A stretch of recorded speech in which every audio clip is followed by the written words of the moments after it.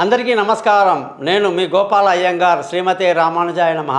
శ్రీ క్రోధి నామ సంవత్సరం 9వ తారీఖు ఏప్రిల్న మొదలవుతుంది. ఒక సంవత్సరం మొత్తం కూడా మేషరాశి నుంచి మీనరాశి వరకు సంవత్సర ఫలితాలు ఎలా ఉందో ఈరోజు మనం తెలుసుకుందాం.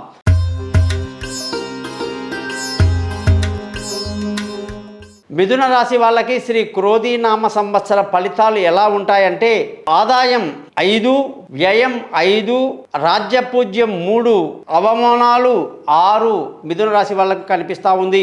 మిథున రాశి వాళ్ళకి 11వ ఇంట్లో ఉన్నటువంటి గురువు వ్యయంలోకి రావటం ఉద్యోగస్తుల్లో కొంత ఇబ్బందికరంగా కలిగే పరిస్థితి, ఉద్యోగాల్లో మార్పులు చేర్పులు, కంపెనీలు మారటాలు, ఎంత కృషి చేసినా కూడా తగిన రిజల్ట్ రాకపోవడం, నిరాశకు గురి చేసే అవకాశాలు మిథున రాశి వాళ్ళకు ఉన్నాయి. శని యొక్క స్థితి వీళ్ళకి భాగ్యంలో ఉండడం వల్ల చాలా మంచిది, అదృష్టవంతులవుతారు, ధర్మ మార్గాన్ని పాటిస్తారు.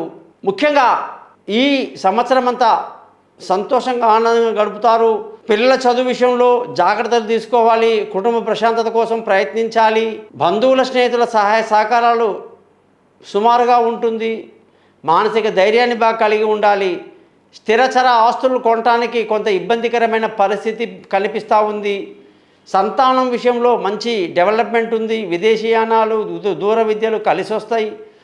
ఆరోగ్యపరంగా పెద్ద ఇబ్బంది ఏం కనిపించటం లేదు. భార్యాభర్తల మధ్య చక్కటి సయోధ్య కలిగి పెళ్ళి కాని వాళ్ళకి పెళ్ళి కుదరటం, పార్ట్నర్షిప్ కలిసి రావటం, మంచి వ్యాపార రంగంలో ఉన్న వాళ్ళకి వ్యాపారంలో ఇబ్బందులు ఉంటాయి. కాబట్టి ఈ సంవత్సరం మిథున రాశి వాళ్ళు గురుగ్రహ పరిహారం చేసుకోవటం ఎంతైనా మంచిది. శ్రీ క్రోధినామ సంవత్సర శుభాకాంక్షలు తెలియజేస్తూ మీ అందరూ కూడా thesimple.astrologer.com అని చెప్పేటువంటి నా యొక్క యూట్యూబ్ ఛానల్ని సబ్స్క్రైబ్ చేస్తారని, మీ బంధువులకి స్నేహితులకి నా గురించి తెలియజేస్తారని, సంపూర్ణమైన మీ జాతకాలు తెలుసుకోవడానికి కోసం తప్పకుండా నా పై నెంబర్లో మీ date of birth, time of birth, place of birth పంపిస్తారని, అవి లేని వాళ్ళు ముఖం కనిపించేట ఒక ఫోటో, మగవాళ్ళు కుడి చేతి రేఖలు, ఆడవాళ్ళు ఎడమ చేతి రేఖలు పంపిస్తే మీ జాతకం మొత్తం రెడీ చేసి మీతో బాగా మాట్లాడతాను.